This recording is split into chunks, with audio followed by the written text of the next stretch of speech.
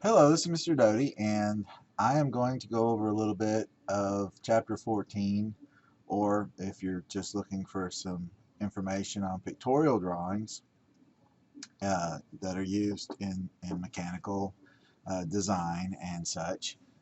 This is what we're going to go over. So the PowerPoint from the book, pulled it up. Actually, I have a couple of different PowerPoints going. And anyway, let's move along and see what we can figure out. If I can get this thing to advance, we'll be in good shape. Okay. Well, anyway, learning objectives. So what are pictorial drawings? So orthographic drawings, we learned, were drawings where you are looking flat at the object and you're looking at the front, the top, the right side, left side, bottom, or rear of the object, and those are the names of the views. Well, to be able to see in 3D on a flat surface, somebody thought, hey, this would be great. Let's come up with something, and we're going to call it isometric, or we're going to call it oblique, or we're going to call it perspective, because we actually see in perspective. So sometimes it's hard for us to visualize things in 3D on a flat surface. And so anyway, these are some drawing methods that have come up to it, and they're called pictorials because they are really pictures. And because they are pictures, typically we don't dimension them. So just something to keep that in mind. So construct objects using isometric, dimetric, or trimetric methods. And basically we only use the isometric for the most part. That's the basic one. You've already learned it a little bit in CAD 100 if you took that class. And we're going to do it a little bit in this class. The dimetric and trimetric just have their axes are just at different angles. We're also going to look at obliques, and obliques are one of the ones that kind of messes with people, but they're actually one of the easier ones to draw, if you will, because you basically draw a front view and then um, project it back on a certain angled axis. So anyway, moving along, drawing objects with 1 or 2 or 3-point perspective. Now, in this class, I don't do this because basically it's almost a lost art as far as doing it by hand. It's also a pain to draw them up on the computer, and you can do them by hand probably easier than you can on the computer. The thing is most of your visualization software, or actually your 3D software where you draw things in 3D, which this class leads into some of that. You can do it either way as far as which software you use, but if you use a software like Inventor or SolidWorks, or if you're doing architecture and doing Revit, you can actually look at your views orthographically, or you can look at the object as an isometric, or you could look at it as perspective. You can set up your view characteristics or settings to be whichever one you want. So in this case, normally when we draw our multi-views, orthographic views, we're actually given an isometric drawing usually that has dimensions on it. And like I said, we don't normally dimension them, but one of the cases where you would dimension it is if you're giving an example that you want to create other views of, and that's, it's kind of like we have to give you one so you can make the other. Well, in this case, we give you the orthographic view, and then you figure out what does the isometric or the oblique look like, or if you were doing the perspective. Let's see. Apply a variety of shading. Yeah, we're not going to get into the shading techniques. I took a class in college that I really loved. It was called Technical Illustration. And it was a little more, it was like drafting and design meets art. And it was really fun, and I enjoyed it. But unfortunately, we don't really have a lot of time to get into that in this class. But if you're interested in technical illustration, look it up on the net, Google it.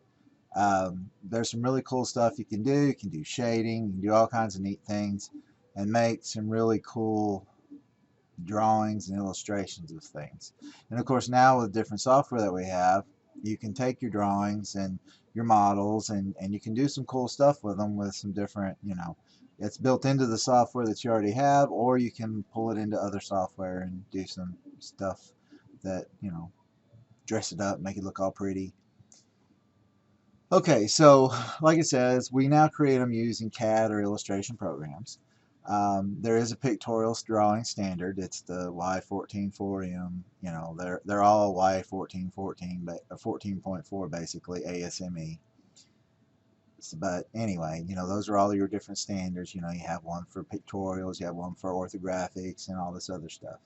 Anything you want: welding drawings, dimensioning and tolerancing, GD&T, which is a little more advanced dimensioning and tolerancing. So anyway, pictorial views often accompany 2D orthographic views. Now the thing is let me just throw this at you.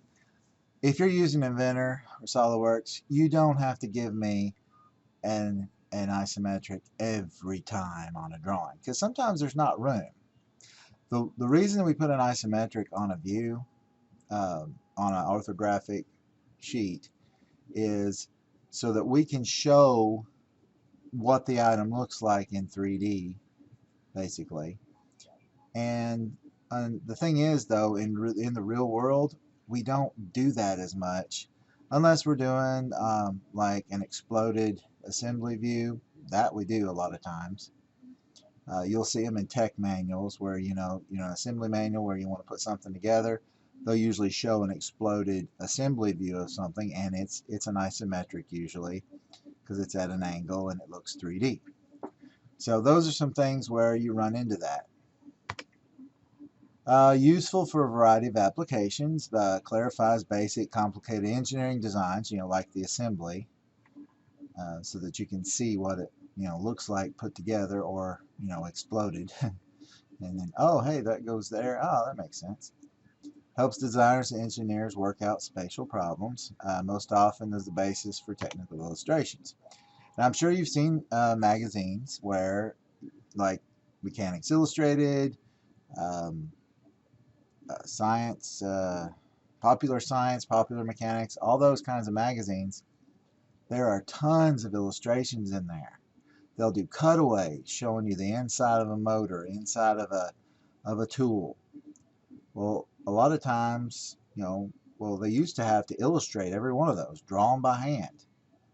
So they had to take their orthographic views and figure out how they were going to draw them, as either a isometric, like what's on this sheet here.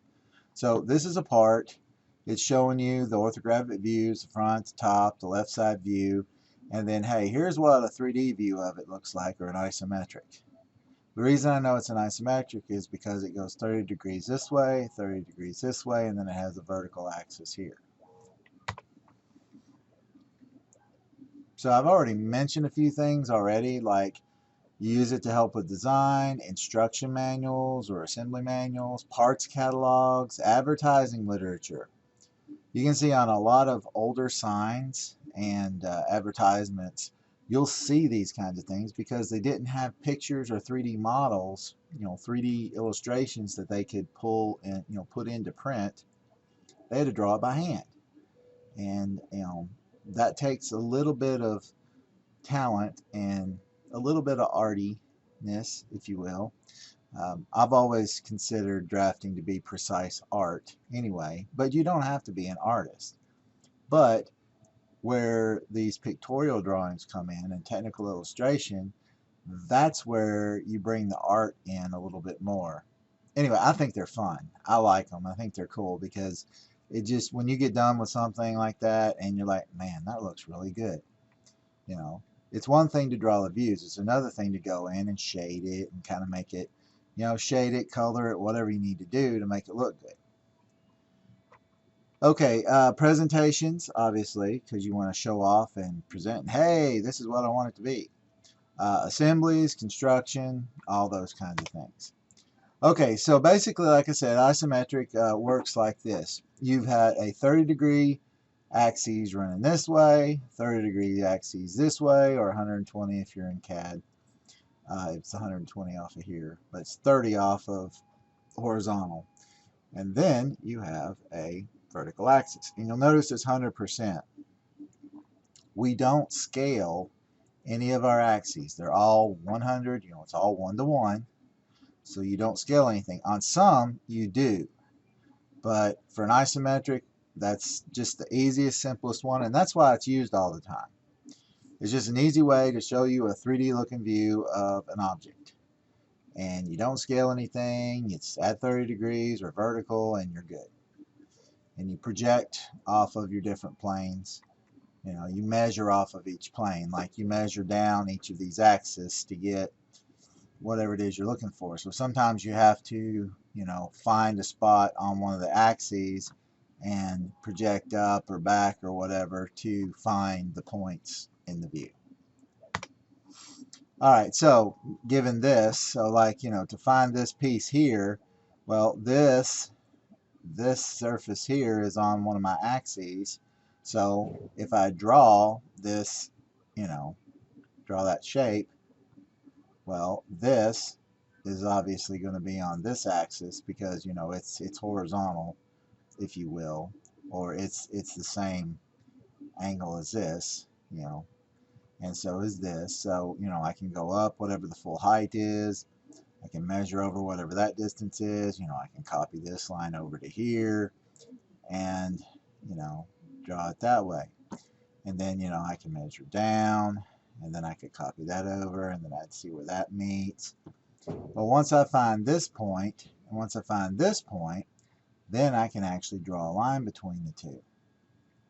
The same thing here is I can pull this over, and this is on the same angle as this, so I know, okay, if I copy this line from here over, and then I have this line, where I drew this up, and then I was like, oh hey, that's the same angle as this, so copy this line up here where these two meet, then I just trim it back, and hey, there's my little triangle. And then I have a endpoint to draw this line in, and then you just kind of build your way out from it. Okay, so isometric drawings created using regular scale, projections using isometric scale. Honestly, I've never used an isometric scale. I'm not sure on that one. So, yeah, we won't go there on that one.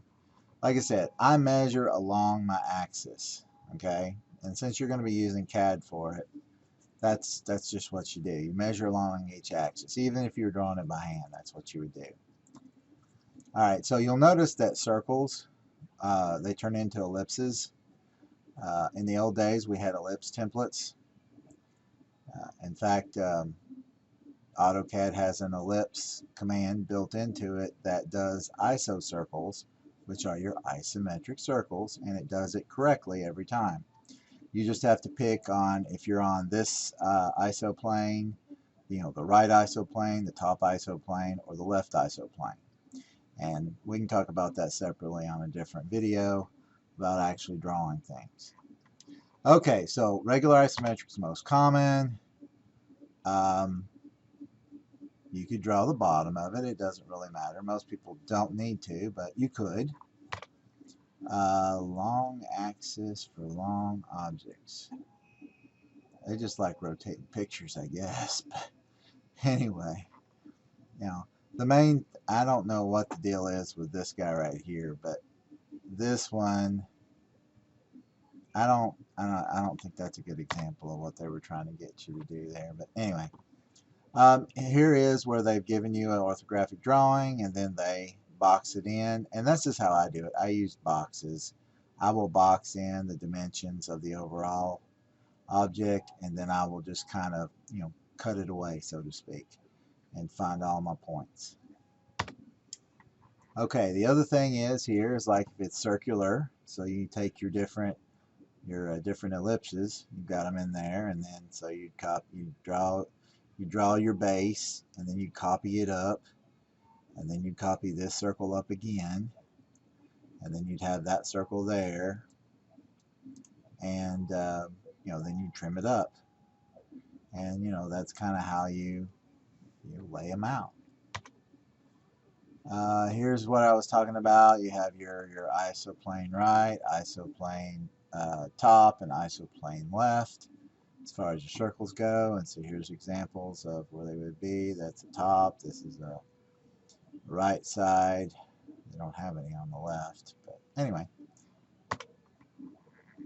Now, the other thing is if you have some weird connection point like this, then what you have to do is you have to project a bunch of points just like this. You'd have to lay it out and mark points, and you just have to project things around. And if you look at this, you think about it, it makes sense. Luckily, I haven't made you do any of these, so you don't have to worry about it. You can also do sections and drawing isometric sections like so. Like I said, most of the time you're going to use these in technical illustrations to do cutaway, to show what things look like on the inside. Alright, so equally spaced elliptical arcs, detailed thread representation. Yeah, I don't want to draw threads in isometric. That sounds like too much fun. Isometric spheres. Yeah, that sounds like fun too. So, but, I mean, it is doable, obviously. You make this nuclear looking symbol here where you've got an ellipse this way, and then you do an ellipse at, it looks like a 60-degree angle this way, a 60-degree angle this way. So it's, yeah, they're 60 degrees. So where they meet is every 60 degrees. You know, this is 30, or no, 60, yeah, 60, 120, 180, 60, 120, 180, yeah. So these are at 60 degrees from each other. And then it creates a nice symmetric sphere, I guess. A sphere is a sphere, right? Okay, isometric dimensioning. We do not do it most of the time. These are just like your sample drawings that you're given, right?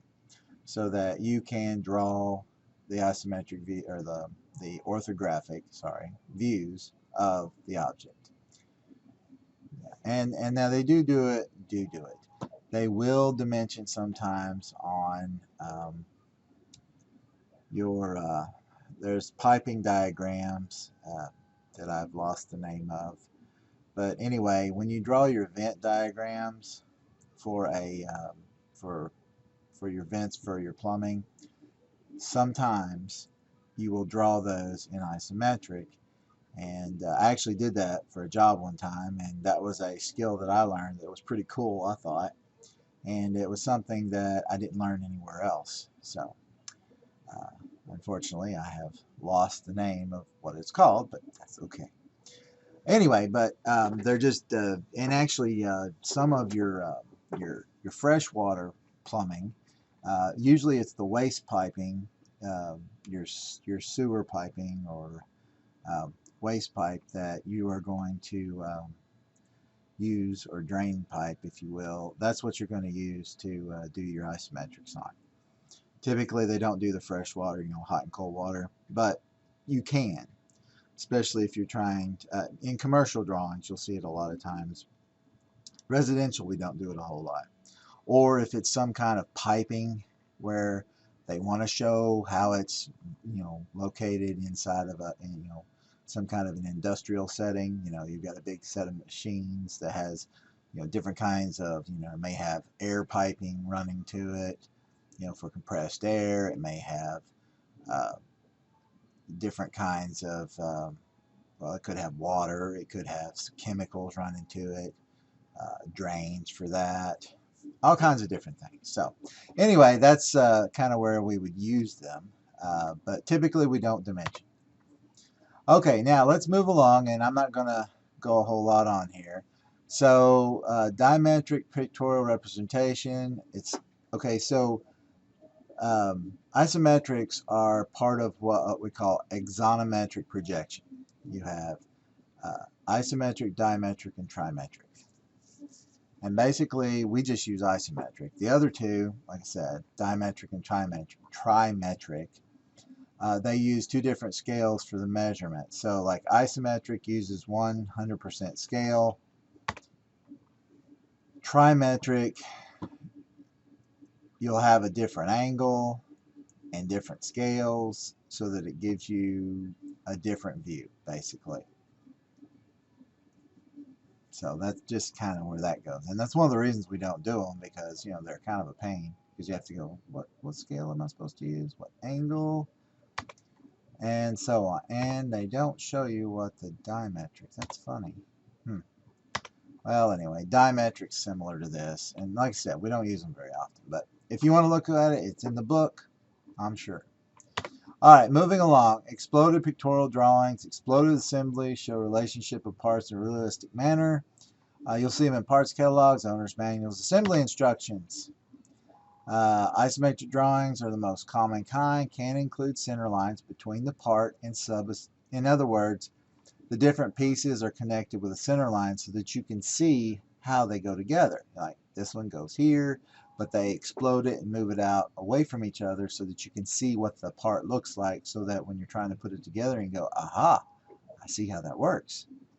And then they'll have balloons that actually label the parts, and like so.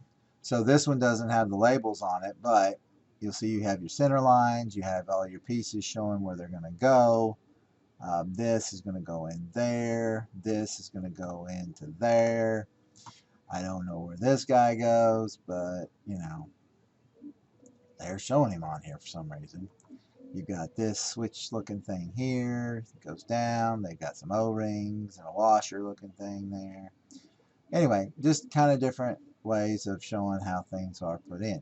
So they're showing you a finished view of this part because it has the same thing. It's got two pieces here. So it's got this, and this is the same thing. It's just put down in there. It's the same as this. They're showing you one that's placed, and then you're showing these that aren't placed. Oh, that one's already placed. I get it. That's actually down there below, and they're doing the same thing here. They're showing this one is placed. It just looks weird. It looks like it's floating out there. So anyway, here's an example, and a lot of times they'll be labeled. Oblique drawings. A lot of you guys had problems with the obliques. You didn't really understand, or told me that, hey, I don't get this. And I understand. That's why I'm making a video. So it shows three faces of an object, and it's useful if one face of the object needs to be shown flat. Well, that's the whole point of an oblique. An oblique means that you draw the front view of the object, basically. And there's three kinds. There's Cavalier, there is cabinet, and then there's a general oblique that honestly I never heard of before teaching this class. They never taught us that one because it's not used. So why do they put it in the book still? I don't know. Anyway, on a Cavalier oblique, everything is full scale. You draw the front view and then you project back on a 45-degree angle. Now I've got another PowerPoint from a different book that tells us that it could be any angle that you want it to be. But typically it'll be at like a 45-degree angle. It actually looks better on a 45-degree. I tried drawing it on a 30 and I thought it didn't look right. So I went back and double checked the book and I was like, oh, that's right. It's different. So there you go. And see, I don't draw them very often, and I just, you know, sometimes even the teacher has to go back and look at things and go, oh yeah, we do need to do that, don't we? So, and it looks like to me that they got that line just a wee bit off on their angle, but, you know, that's just me being picky. So you see how it kind of gives you a three-dimensional look, but it also, it's more square, if you will. And that's the idea, is just to take like a front view and project back. Alright, so the next kind of oblique is called a cabinet oblique. And what you do, the reason it's called a cabinet oblique is because obliques look funny when drawn full scale most of the time. They call it a cabinet oblique because cabinet makers have used them in the past, some still do, where they draw the front view of the cabinet and then project back. But what they do is they take the depth distance and they cut it in half, same angle at 45 degrees, cut it in half. It makes it look a lot better. It looks like it's more in proportion, and that's the whole point. So that's the difference between a cabinet and a Cavalier. The general one is drawn at a 15-degree angle, or whatever angle you want it to be, I guess.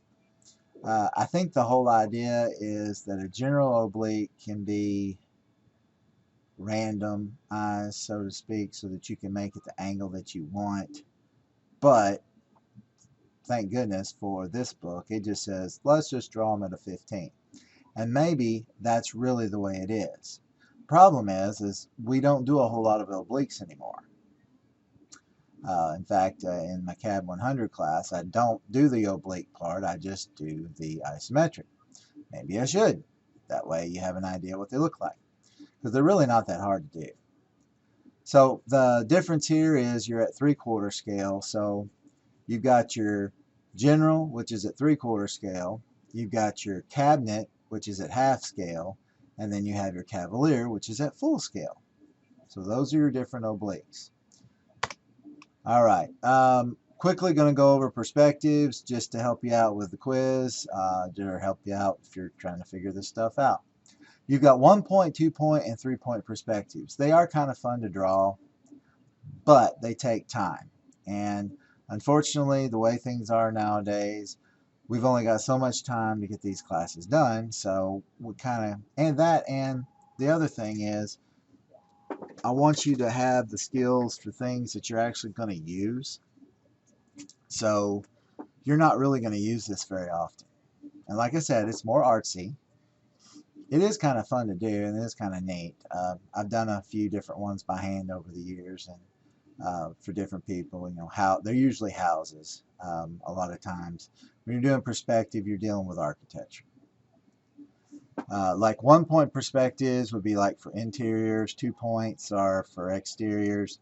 Now, if you're into comic books, they use perspective all the time. You can look them up online. You can look up the Marvel way of drawing, you know, cartoons or comic strips or comic book characters. I actually have that book, and my daughter is an artist herself, and she really enjoys that kind of stuff. And you know, she's trying to learn how to do these things by hand, because she's the artist of the family. I'm just sort of artsy. My wife's sort of artsy, and she got it all. So there you go. So anyway, so you've got the 1 points, 2 points, and 3 points perspective. And basically, they're set up in different ways. You have a station point, you have a picture plane, and then you have your horizon line. And I'm not going to go into big depth on it. I just want to give you an idea, show you. You have to have an elevation of a drawing, and you have to have a plan view of the drawing. And then you pull those two together and make your views. So 1 point has a one, you know, goes back into 1 point. Elevation view is placed below and to the right or the left of the plane. Anyway, they have some examples in the book showing you kind of what they look like. It has 1 vanishing point. 2 point has 2 vanishing points. And that is your most common perspective drawing format. Then you have 3-point perspective, which that's what you see in comic books, where you know they're trying to give you a bird's eye view or a worm's eye view of something. Look those two terms up. You'll enjoy the pictures. All right, so that's really about it. Drawing circles and curves in perspective is pain, but basically you're just going to square it off and then project points from each of your plan and elevation views and see where they hit. So it's interesting, but it can be a little frustrating sometimes trying to find your different lines in them. And that's why we don't do them very often. Plus, you've got software that automatically does it for you. Here's some examples of basic shading, which, like I said, these are some things I did in college where we did different kinds of shading, line shading, dimple shading, which is this one. Here's some line shading, different kinds of things. Just to show how fillets and things work, you know, because you know we don't show those lines typically on our views. Illustration, pictorial drawing techniques, variety of artistic graphic art skills, wide range of media. Yeah, so that's where you get into a little more art and making things look all pretty. Now this is a 3D one, obviously, and there's your 3D model. Plus they made it look like it's real. It looks real, right? You've got decals on it. You've got the treads showing up. You've got your shadows. So that's an actual 3D model that somebody's actually rendered, and that's why the way we do it now. And it's a perspective. And that's all I got for this. So anyway, there's one of the views of some of your drawings that you might be doing here in your oblique, and I'll do another video that covers that. So this video has gone on long enough. You guys have fun, and we'll catch you on the next one.